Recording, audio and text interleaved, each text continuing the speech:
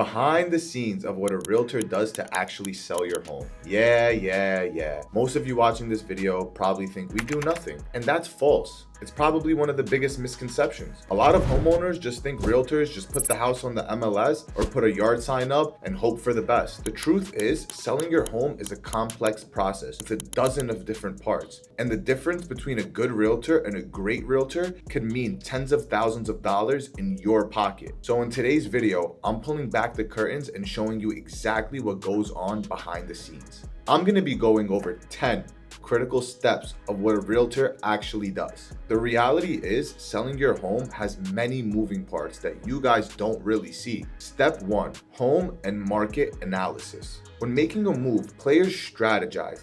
They don't just pick numbers from the sky. We don't just price right away. We analyze. First, I look at the market and see what homes are selling for, how long they've been sitting, who the buyers are, and what direction things are moving. Then I look at your home and realize the strengths and the weaknesses. And I also look at the things that you stop realizing because you've lived there for so long. Like that unique paint color that you love but will probably scare away 90% of buyers. Yeah, I look at that and make sure we change that up to bring more buyers in. Because my job is to know what buyers want, give you that information so we can make your home more desirable. Number 2, pricing strategy. All right, let's talk about pricing, the part that everybody stresses about. Price your home too high and it will be sitting on the market, just like that book that you never read on the shelf. And price too low and you're basically giving away a free coupon. The trick is finding that sweet spot that brings people in because it's a good price, but also causes a bidding war. And what that does, it brings higher offers to your home because buyers understand that it's being listed low. And in order to get this home, there's going to be multiple offers at a higher price. So they need to outbid those offers. And this is a great strategy to use that I recommend. Most homeowners think, well, Zillow estimated my house to be at 1 million. So let's list it at 1,050,000, an extra 50,000 just to see what happens. And that's straight up gambling.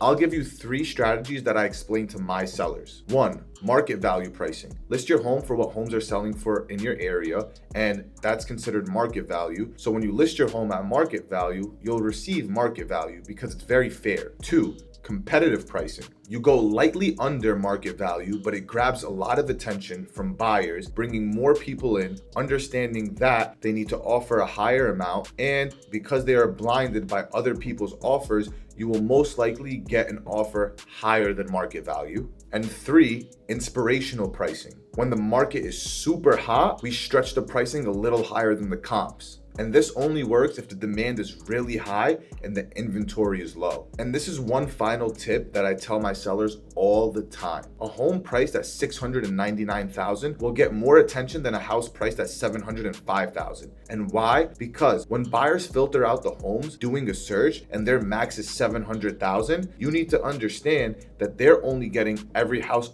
under $700,000. Because that says 705, it won't come in their search. And $6,000 difference might not sound like a lot when buying a home, but the difference is having it in people's searches and not. Number 3, prepping the home. I want you to think about going on your first date. You're not gonna go with mustard on your shirt or your pants being ripped. You're gonna make sure that that first impression is everything. That's how you win the date over. And that's the same with a house. We stage it, declutter it, and clean it. We add proper lighting and get a professional photographer and videographer to make this house look amazing. Because one thing that sellers don't understand is the first showing isn't when the first client comes in. It's on their phone. When they're scrolling, and people scroll very, very fast, if the photos and the videos don't catch the eye of the buyer, they're swiping right through and not looking at your property. Cleaning the inside and the outside, landscaping and power washing are very essential moves that you need to make before listing your home. And I'll explain why. I recently was showing one of my clients a property. We've been to that house before and we both didn't really like it. And I'm honest with my client. I'll tell her, listen, I don't really like this house. I feel like it's a little too dirty for your standard. We went back in there 2 weeks later just to look at it again and get a better idea because there wasn't much inventory on the market. And the listing agent had the owner clean the whole entire house, do a minor cosmetic fix-up, and we went back into that house and we were both shocked. Like, wow. We were even questioning if we'd been to that house before because it was completely different. So these things play a big role. Even me as a realtor sometimes like to see the cleanliness of a home so that it helps my buyers pick that home. Number 4, marketing and exposure. This is a big role and I hope you don't overlook this role, not even a little bit. The MLS is like putting your home on a bookshelf. Marketing is what gets people to take that book off the shelf. That means drone footage, social media ads, email blast, micro websites, listing brochures, open houses that are done correctly, and a lot more. And you're wondering who pays for all of these expenses? It's your realtor. And if they're not ready to spend that type of money to make sure your home is seen everywhere, good luck. The goal is to have your home on every phone, every email, and everywhere buyers are looking. Because the more people see it, the more competition we create. And you know what happens after that. High exposure signals high value. And I'm gonna explain that to you right now. Imagine hearing about this house in the office, seeing it on ads, and maybe your friends are even talking about it that are looking for a home. People are gonna realize that everybody's looking at this home. Everybody has their attention on it. So what it does, it drives people to think that this house is more valuable than what it actually is because everybody knows about it and everybody's talking about it. This is a great way to psychologically get people to buy your home.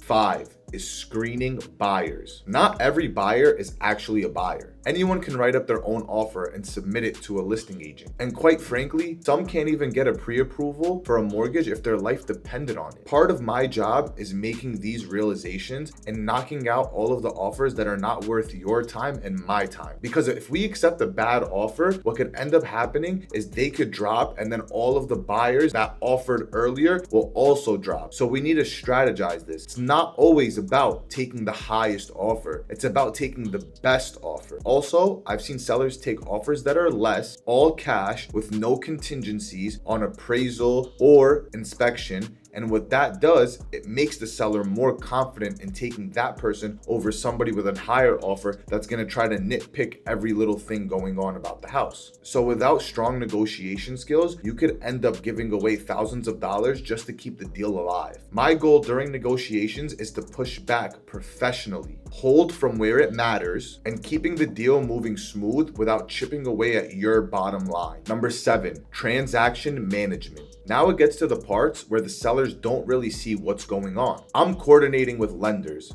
attorneys, inspectors, and appraisers. It's like being a conductor of a very stressful orchestra. If one person messes up their cue, this could knock down the whole entire performance. My job is to keep everyone in rhythm so the deal stays intact. Making sure everyone is on point with their deadlines, solving problems before the deal delays. And that brings us to step 8, pre-close preparation. Now from step 8, 9, and 10, it's gonna be the closing section. You have pre-closing, closing, and post-closing. They're kind of similar, but we still have to go through all of those steps to make sure that the deal goes smooth, because the deal's not done until the job is finished. Once the buyer and the seller agree on terms, most homeowners think that the job is done. But honestly, the hardest parts start coming in. And during these times is where deals usually fall apart. This is the final lap before closing, when I am supervising the settlements, statements, title documents, inspection addendums, and mortgage commitments, double checking if the paperwork is correct, and consulting with every single one of these services so that you know what to expect on closing day and to make sure you are 100% clear to go to the table. And what's the difference between the transaction management and the pre-closure preparation? Think about it like this. Transaction management is like steering the ship on the ocean, while pre-closure is deciding where to park the ship on the harbor. And that brings us to 9, closing preparation. Once we're in the final steps, it's all about closing preparation. Reviewing and coordinating all of these documents, handling any last minute contract changes, and fixing any of these problems to keep us on track. So our goal is to prevent any of these problems, and then we're ready to close. Now, everyone thinks that the job is finished now that we're done closing, but one of my favorite parts is post-closing. And this is what a lot of sellers don't expect. I don't disappear once the ink dries and you're done signing your paper. We help you even once you're done with all of that paperwork. You need movers? We got you. You need contractors? We got you. You need to transfer utilities? We got you. My job is to make sure my network is yours and using it to your advantage. My goal is to be your real estate resource for the rest of your life. If you need any type of help, any type of guidance, you give me a call and I'll be there to help you. I'm not here for just one transaction. That's why the best relationships don't end at the closing table. They start there. So guys, I hope this video was very helpful for you. If you want a printed out version of it, reach out to me and I'll send it to you. And in the meantime, if you could please subscribe, and any topics that you want me to talk about, just comment below and I'll make sure that I make a video of them. Thanks guys, have a good one.